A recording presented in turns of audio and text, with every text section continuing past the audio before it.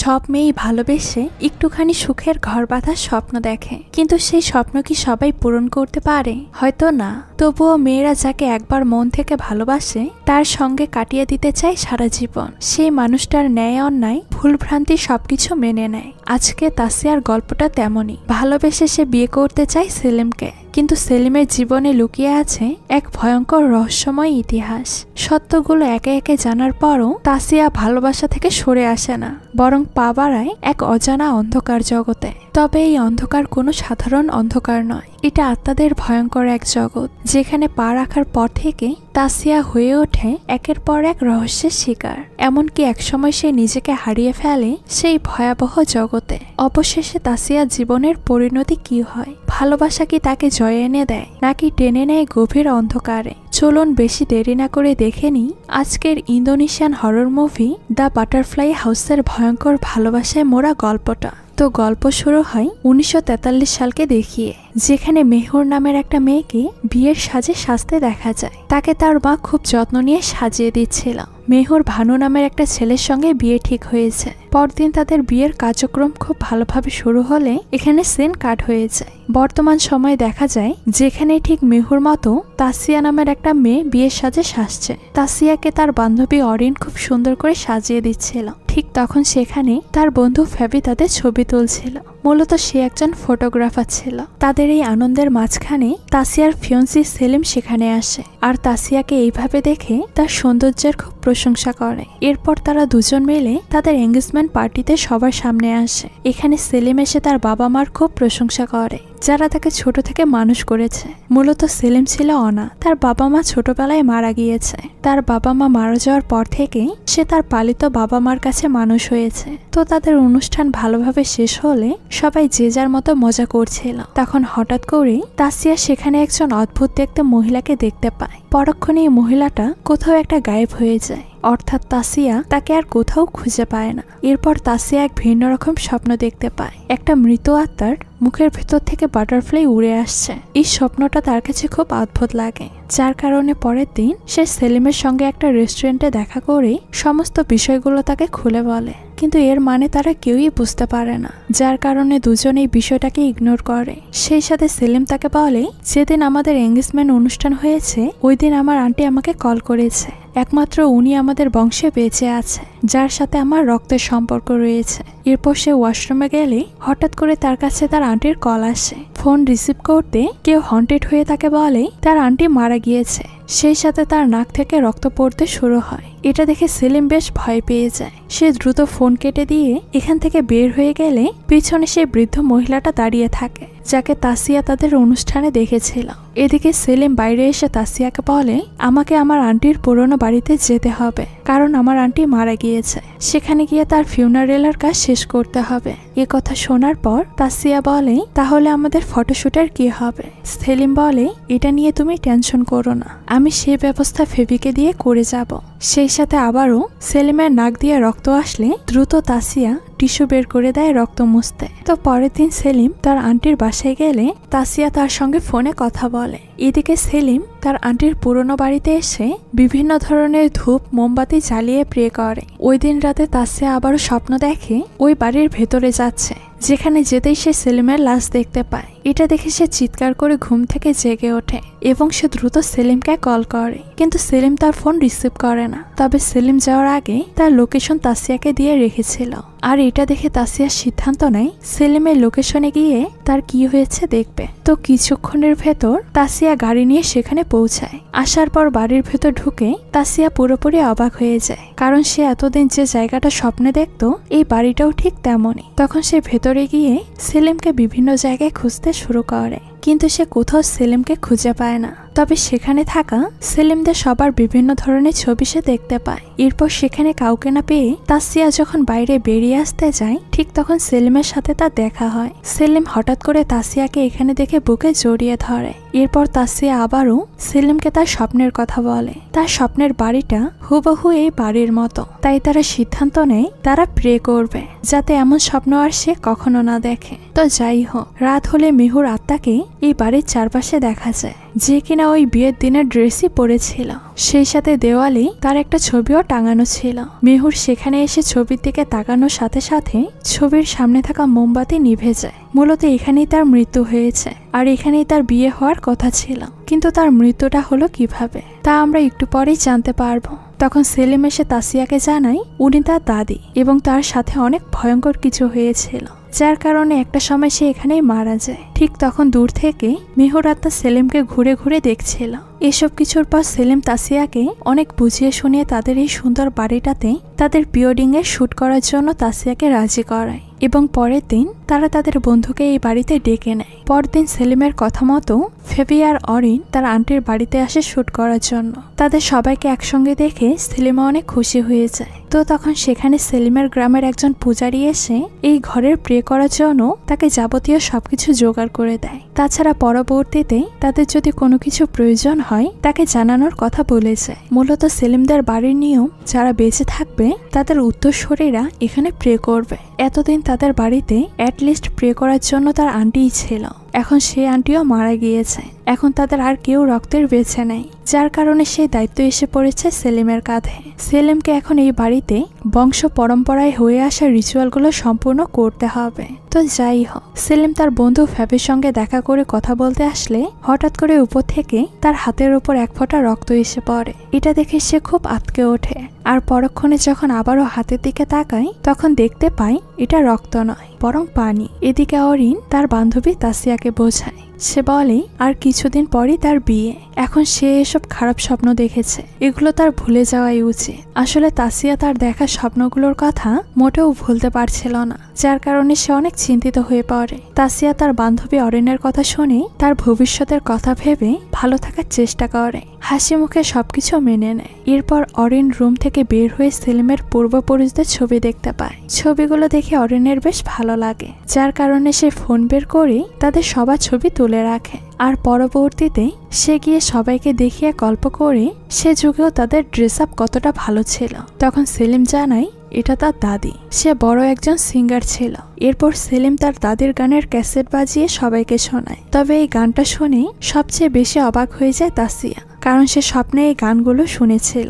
তবে সেই বিষয়টাকে তাসিয়া তেমন একটা পাত্তা না দিয়ে রান্নাঘরে চলে যায় সবার জন্য রান্না করতে। তখন সেখানে ফেবি এসে প্রশ্ন করতে থাকে সেলিমের ভেতর সে কি দেখেছে যে তাকেই বিয়ে করতে হবে। তাসিয়া এ কথায় উত্তর দেয়, আমি ওকে ভীষণ ভালোবাসি। তখন ফেবি বলে, তুমি ওকে ভালোবাসলেও ও তোমাকে ভালোবাসে না, তবে আমি কিন্তু তোমাকে ভীষণ ভালোবাসি, তুমি চাইলে আমার সঙ্গে চলে যেতে পারো। মূলত ফেবি তাসিয়াকে পছন্দ করত, তবে তাসিয়া এই কথাগুলো শুনে হাসি দিয়ে কথাটা গুরুত্ব না দিয়ে উড়িয়ে দেয়। তখন ফেবি তার সামনে একটা বন্ধ দরজা দেখতে পায় এবং ওই দরজার সম্পর্কে জানতে চাইলে তাসিয়া জানায় ওই দরজার পেছনে সেলিমদের পূর্বপুরুষদের সবাইকে কবর দিয়ে সমাধি করা হয়েছে।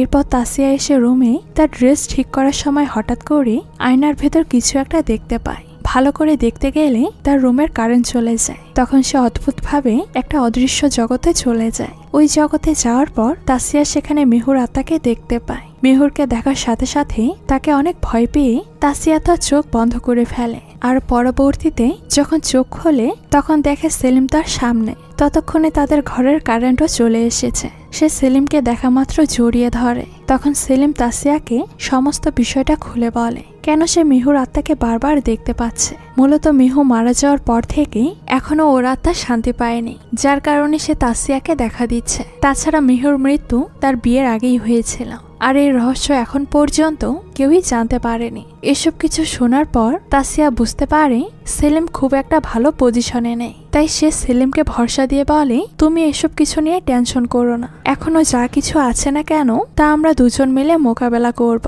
আর একসঙ্গে সহি সালামত এখান থেকে ফিরে যাব। এ কথা শুনে সেলিম একটু ভরসা পায়। আর সে তাসিয়াকে বলে, আমাদের বাড়িতে সবসময় আন্টি একা প্রে করত, কিন্তু উনি মারা যাওয়ার পর সেই প্রে করা আর হয় না। তবে প্রে করার সকল ইনস্ট্রুমেন্টই আমার কাছে আছে।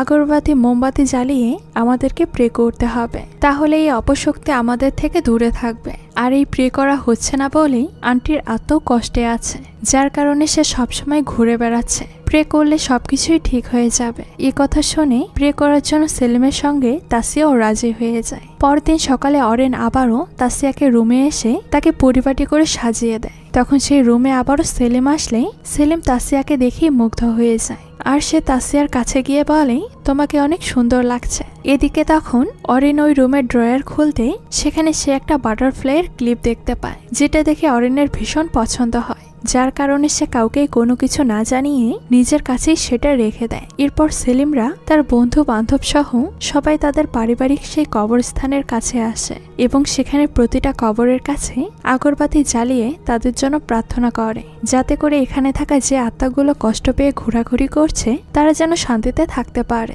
ওইখানে অরেন ওই বাটারফ্লাই ক্লিপটা তাসিয়া চুলে পরিয়ে দেয়, যাতে ওকে দেখতে আরো বেশি সুন্দর লাগে। অন্যদিকে সেলিমও রেডি হয়ে আসলে তারপর তাদের দুজনের ফটোশুট করা হয়। এটাই ছিল তাদের প্রি ওয়েডিং এর ফটোশুট, অর্থাৎ সেলিম যেমনটা প্ল্যান করেছিল ঠিক তেমনটাই হয়। অদ্ভুতভাবে ফেবি সেলিমের ফটো ক্লিক করার সাথে সাথে তাদের পিছনে একটা অদ্ভুত রকম ছায়া দেখতে পায়। সেই সাথে তখন তাসিয়া আবারও নিজেকে অন্য একটা জগতে কল্পনা করতে থাকে। সে দেখে মিহুর যুগের কয়েকজন জাপানি সৈন্য এসে তাদের উপর অ্যাটাক করতে চায়, আর এটা দেখেই সে ভয়ে অজ্ঞান হয়ে যায়। তাসিয়াকে এই অবস্থায় দেখে সবাই চিন্তিত হয়ে দ্রুত করে তাকে রুমে নিয়ে আসে। তখন সেলিম দেখতে পায় গতদিন যেভাবে তার নাক থেকে রক্ত পড়ছিল সেম ভাবে তাসিয়ার নাক থেকেও রক্ত পড়ছে।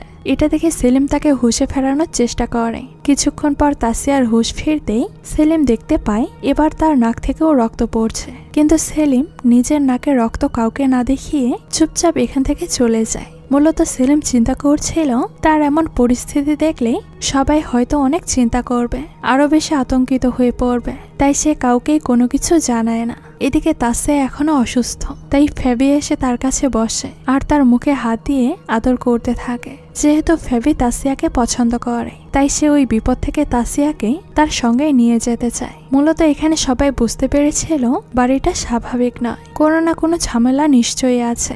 ফ্যাবের বন্ধু ল্যাপটপ থেকে সব ছবিগুলো হার্ড কপি বের করার সময় লক্ষ্য করে তাসিয়ার পেছনে সেলিমের পূর্বপুরুষদের ছবিও রয়েছে, আর এসব কিছু দেখে সে দ্রুত ফেবিকে বিষয়টা দেখায়। এরপর তারা পুরোপুরি শিওর হয়ে যায় এই বাড়িতে নিশ্চয়ই কোনো অপশক্তি আছে। তো যাই হোক, তাসিয়ার জ্ঞান ফিরলে সে সোজা জানালার দিকে তাকালে দেখতে পায় অরিন আর ফেবি দুজনে কিছু একটা নিয়ে আলোচনা করছে। তাসিয়া ভালো করে লক্ষ্য করলে শুনতে পায় ফেবি অরিনকে বলছে সে তাসিয়ার ছবির পিছনে ভূত দেখেছে। একথা শুনে অরিন তার কথা বিশ্বাস করতে চায় না, বরং সে বলে তাসিয়া আমাদের বান্ধবী, ওকে এইভাবে একা ছেড়ে আমরা কোথাও যেতে পারি না, যা কিছু হোক না কেন আমরা ওর সঙ্গেই থাকবো।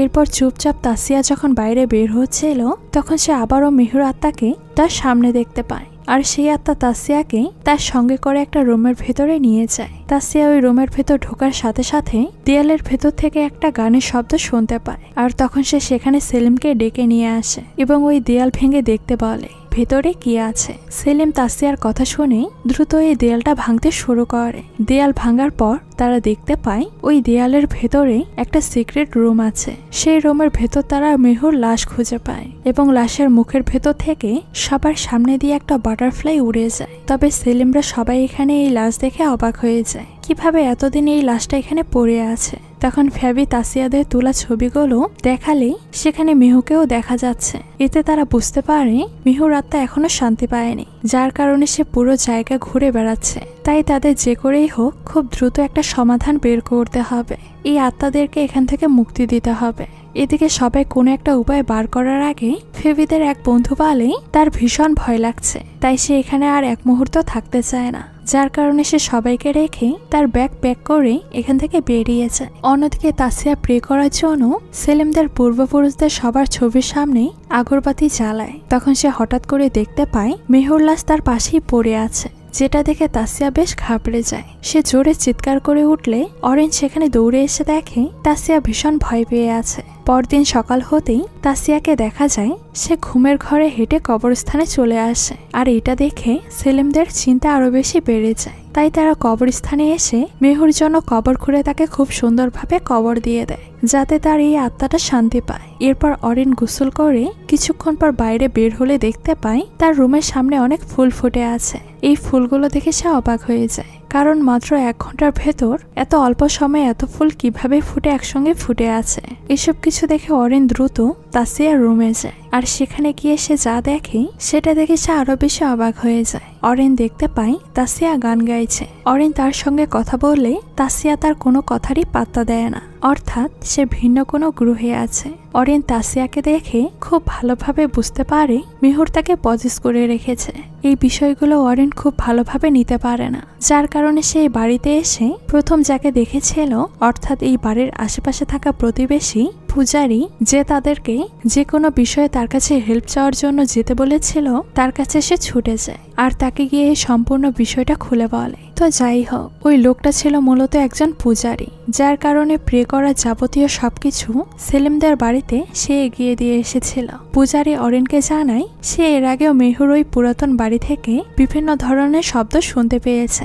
এই বাড়ির সম্পর্কে অনেকের মুখে মুখে কথাও শুনেছে, বরং সে নিজেও প্রায় সময় কাউকে গান গাইতে শোনে, যার কারণে এই পূজারী অরিনদের হেল্প করতে রাজি হয়। এদিকে ফেবি তাসিয়ার কাছে এসে আবারও বোঝায় সে যেন সেলিমকে ছেড়ে দেয় আর তার সঙ্গে এখান থেকে চলে যায়, কারণ সেলিমের কোনো কিছুই তার সুবিধার মনে হচ্ছে না। সে জেনে শুনে কেন এত বিপদে পড়ার জন্য সবাইকে এই বাড়িতে নিয়ে এসেছে। তবে তাসিয়া পরিষ্কারভাবে ফেবিকে জানিয়ে দেয় এখানে যা কিছুই হয়ে যাক না কেন, সে সেলিমকে ছেড়ে কারোর সাথে কোথাও যাবে না। এখানে থাকার কারণেই সেলিমকে সঙ্গ দেওয়ার জন্য সে যদি মারাও যায়, তবুও সে এখানে সেলিমের সঙ্গেই থেকে যাবে। সেলিম দূরে দাঁড়িয়ে তাদের এই সমস্ত কথা শুনে ফেলে। সেই সাথে সেলিম এটাও বুঝতে পারে তাসিয়া তাকে কতটা ভালোবাসে। সেলিমের থেকেও তাসিয়া তাকে অনেক বেশি ভালোবাসে। এরপর রাত হলে সেলিম একা একা গিয়ে ওই কবরস্থানে আবারও আগরবাতি জ্বালায়। তখন সেখানে তাসিয়া এসে সেলিমকে বলে অনেক হয়েছে, এবার আমাদের এখান থেকে চলে যাওয়া উচিত। কিন্তু সেলিম মাথা নত করে তাসিয়াকে বলে আমি চাইলেই এখান থেকে যেতে পারবো না, আমি এই পরিবারের কাছে ঋণী, আমাকে এখানে থেকে এসব রিচুয়াল পালন করতেই হবে। সেই সাথে সেলিম তাসিয়াকে এটাও বলে তুমি ফেবিকে বিয়ে করে সুখে শান্তিতে জীবন কাটাও, আমার জন্য কেন তুমি নিজের জীবনটাকে শেষ করে দেবে? এমনটা করার কোনো অধিকার আমার নেই, আমি চাই তুমি সুখে থাকো। তবে তাসিয়াও পরিষ্কারভাবে জানিয়ে দেয় তাসিয়া শুধুমাত্র সেলিমকেই ভালোবাসে, আর যদি কখনো কাউকে বিয়ে করতে হয় সেটা শুধু সেলিমকেই বিয়ে করবে। এরপর তাসিয়া তার রুমে আসলে টেবিলের উপর ওই বাটারফ্লাই ক্লিপটা রাখা দেখতে পায়। ক্লিপটা তাসিয়া কিছু একটা মনে করে ধরতেই হঠাৎ করে সে আবারও গান গাওয়ার শব্দ শুনতে পায়। সেই গান গাওয়ার শব্দকে ফলো করে তাসিয়া সেখানে আসলে একটা রুমের ভেতর মেহুকে রক্তাক্ত হয়ে উল্টো অবস্থায় ঝুলে থাকতে দেখে, এবং এই রুমে বিয়ের পুতুল, বিয়ের কিছু ছবি, বিয়ের সাজানো রুম, বেড, এই সমস্ত কিছুই দেখতে পায়। সেই সাথে তাকে 1940 সালের বেশ কিছু ভিশন দেখায় কি কারণে মেহু মারা গিয়েছে। সেখানে দেখা যায় মেহুর আর ভানুর বিয়ে হওয়ার কথা ছিল, তারা দুজনে দুজনকে ভীষণ ভালোবাসত। আর এই বাটারফ্লাই গিফটটা মূলত ভানু মেহুকে গিফট করেছে আর বলেছে তুমি এটা পরে আসবে। যেদিন তাদের বিয়ে হওয়ার কথা ছিল সেদিন সেখানে কয়েকজন জাপানি সৈন্যরা এসে তাদের উপর অ্যাটাক করে দেয়। মূলত এটা দুই সম্প্রদায়ের বিয়ে ছিল, যেটা কিনা তারা মেনে নিতে পারেনি, যার কারণে এই কাজটা করেছে। এমনকি এই অ্যাটাকে সৈন্যরা ভানুকে গুলি করে সেখানেই মেরে ফেলে। এসব কিছু দেখে মেহুর সহ্য করতে না পেরে এই বাটারফ্লাই ক্লিপ দিয়েই নিজেকে স্টেপ করে শেষ করে দেয়। এই বিষয়গুলো তাসিয়া জেনে অনেক কষ্ট পায়। সেই সাথে সে নিজেও পজেস অবস্থায় বাটারফ্লাই ক্লিপটা তুলে নিজেকে স্টেপ করতেই যাবে, ঠিক সেই সময় সেলিম সেখানে এসে তাসিয়াকে বাঁচিয়ে নেয়। তখন তাসিয়া সেলিমকে সে যে ভীষণটা দেখতে পেয়েছে সম্পূর্ণটা খুলে বলে, কিভাবে ভানু আর মেহুর মারা গিয়েছে। তখন সেখানে অরিন ওই পূজারীকে নিয়ে হাজির হয়। এই পূজারী তাদের সবাইকে বলে এই আত্মার শান্তির জন্য তাদেরকে একটা বিশেষ পুজো করতে হবে। মূলত এই আত্মাগুলো তাদের হারিয়ে যাওয়া ভালোবাসা খোঁজার জন্য এখানে ছুটে বেড়াচ্ছে, যার কারণে এখান থেকে একজন অবিবাহিত ছেলেকে ওই কুমারী মেহুর আত্মাকে বিয়ে করতে হবে। এমনকি এখান থেকে একজনকে ওই আত্মাদের জগতে যেতে হবে, যাতে মেহুর হারিয়ে যাওয়া ভালোবাসা ভানুকে খুঁজে বের করতে পারে, যাতে করে ভানুর লাশ এদেরকে দেখাতে পারে। আর এরা যদি ভানুর লাশটাকে ভালোভাবে কবর দিতে পারে তাহলে ওই আত্মাগুলো শান্তি পাবে। এ কথা শোনার পর তাসিয়া আত্মাদের জগতে যাওয়ার জন্য নিজেই রাজি হয়ে যায়। এরপর পূজারী তাদেরকে নিয়ে একটা রুমের ভেতরে আসে আর সেখানে তাসিয়াকে ম্যাচ এবং এক টুকরো মন্ত্র লেখা কাগজ দেয়। সেই সাথে বলে দেয় ওই আত্মার জগতে গিয়ে কি করতে হবে। ওই আত্মাকে দেখার সাথে সাথে অর্থাৎ ভানুকে দেখার সাথে সাথে এই কাগজটা আগুন দিয়ে পুড়িয়ে দিতে হবে, এতে করে আত্মা তার সঙ্গে চলে আসবে। এদিকে সেলিম আর ফ্যাবি কবরস্থানে মিহুর কবরের কাছে আসে। এই কবর খুঁজে তার লাশটাকে বের করতে চায়। তো এই কাজ করার সময় সেলিম ফেবিকে সাবধান করে দিয়ে বলে, তুমি বারবার আমার আর আমার ফিয়ন্সির মধ্যে বাধা হয়ে আসতে চাও, এখন থেকে এসব করা বন্ধ করে দিবে, নয়তো ভবিষ্যতে তোমার জন্য অনেক খারাপ কিছু অপেক্ষা করছে। এসব কথা শুনে ফ্যাবি ভীষণ রেগে যায় আর সে সেলিমের মাথায় আঘাত করে দেয়, যার কারণে সেলিম কবরস্থানের কাছে অজ্ঞান হয়ে যায়। তখন ফ্যাবি কি করবে কোনো কিছু না বুঝেই রাগের মাথায় সেলিমকে কবরে রেখে দেয়। অন্যদিকে পূজারের কথা মতো তাসিয়া আত্মাদের জগতে আসে। এখানে আসার পর তাসিয়া অনেক আত্মাদেরকে তার চোখের সামনে দেখতে পায়। তারা বিভিন্নভাবে তাসিয়াকে ডিস্টার্ব করার চেষ্টা করে, কিন্তু তাসিয়া ভয়ে ভয়ে ধীরে ধীরে এগিয়ে যেতে থাকে আর জোরে জোরে ভানু নাম ধরে চিৎকার করে তাকে খুঁজতে শুরু করে। এদিকে ফ্যাবি পূজারের কাছে এসে প্রে করা সমস্ত আগরবাতি আর প্রার্থনার জিনিসপত্র নষ্ট করে দেয়, যাতে সে আর কোনো ধরনের রিচুয়াল না করতে পারে এবং এখান থেকে তাসিয়াকে নিয়ে যেতে পারে। ওই মুহূর্তে অরিন বাইরে আসলে দেখতে পায় সেলিম অজ্ঞান হয়ে কবরে পড়ে আছে। তাই সে দ্রুত করে সেলিমকে কবর থেকে তুলে নিয়ে আসে। সেলিম সেই আগে ফ্যাবির কাছে এসে তাকে অ্যাটাক করে অজ্ঞান করে দেয় এবং একটা রুমের ভেতর নিয়ে মেহুর লাশের কাছে তাকে রেখে দেয়। তো যাই হোক, অন্য জগতে সব আত্মারা তাসিয়াকে জোর করে আটকে রাখতে চায়। ঠিক সেই সময় তাসিয়া ভানুর আত্মাটাকে দেখতে পায় আর পূজারের কথা মতো কাগজ পড়লে ভানুর আত্মা তাসিয়ার সঙ্গে রিয়েল জগতে চলে আসে। তখন সে দেখে ফ্যাবি তাকে এখান থেকে নিয়ে যাওয়ার অনেক চেষ্টা করেছে, এমনকি পূজারীকেও সে মেরে ফেলেছে। এরপর সে একটা রুমের ভেতর গেলে দেখতে পায় মেহুর লাশের পাশে ফ্যাবিকে অজ্ঞান করে রাখা হয়েছে। মূলত সেলিম ফ্যাবিকে মেহুর আত্মার সঙ্গে বিয়ে দিয়ে এখানে এই কেসটা দফারফা করতে চায়, যাতে করে মেহুর আত্মাটাও মুক্ত হয়ে যায়। কিন্তু ততক্ষণে ফেবির জ্ঞান ফিরলে সে উঠেই সেলিমের গলা চেপে ধরে মেরে ফেলে। এসব কিছু তাসিয়ার চোখের সামনেই ঘুরতে থাকে, কিন্তু তাকে মেহুর আত্মা পজেস করে রাখায় তাসিয়া কোনো কিছুই করতে পারে না, যার কারণে এখন তাসিয়া ভানুর আত্মার সঙ্গে বিয়ে করতে চায়। অর্থাৎ তাদের জগৎ থেকে আসার পরপরই তাসিয়াও মারা যায়। আর এই পজেস অবস্থায় তাসিয়া গিয়ে ফ্যাবিকে অ্যাটাক করলে ফ্যাবিও সেখানেই মারা যায়। এমন সময় সেখানে অরেন পুলিশ নিয়ে হাজির হয়। আসলে অরেন অনেকক্ষণ ধরেই দেখছিল তাদের বন্ধুদের ভেতর বেশ ঝামেলা হচ্ছে, আর এতে করে যে কোনো মুহূর্তে যে কেউ অনেক বড় ধরনের দুর্ঘটনা ঘটাতে পারে, যার কারণে সে পুলিশকে নিয়ে এসেছে যাতে কেউ আইন নিজের হাতে তুলে না নেয়। কিন্তু তার আসতে অনেক দেরি হয়ে যায়, যার কারণে সে এখানে পৌঁছে সবার মৃতদেহ দেখতে পায়। এতক্ষণ অরেন যে ভয়টা পাচ্ছিল সেটাই সত্যি হয়, সবাই নিজেদের ভেতর নিজেরাই ঝামেলা করে মারা যায়। আর তখন সেখানে দুইটা বাটারফ্লাই দেখতে পায়। এই বাটারফ্লাই দুটো হলো সেলিম আর তাসিয়া, অর্থাৎ তাসিয়া এবং সেলিমের ভেতর ভানু আর মেহুর আত্মা ভর করে নিজেরা দুজন পূর্ণতা পেয়েছে। অর্থাৎ শেষ পর্যন্ত পরজন্মে হলেও অনেক বছরের অপেক্ষার পর তারা দুজনে এক হতে পেরেছে। আর এখানেই আজকের এই গল্পটা শেষ হয়ে যায়। তো এই গল্পটা আপনাদের কাছে কেমন লেগেছে সেটা কিন্তু অবশ্যই কমেন্ট করে জানাবেন। আজকে এই পর্যন্তই, দেখা হচ্ছে নতুন কোনো ভিডিওতে। সেই পর্যন্ত সবাই ভালো থাকবেন। আল্লাহ হাফেজ।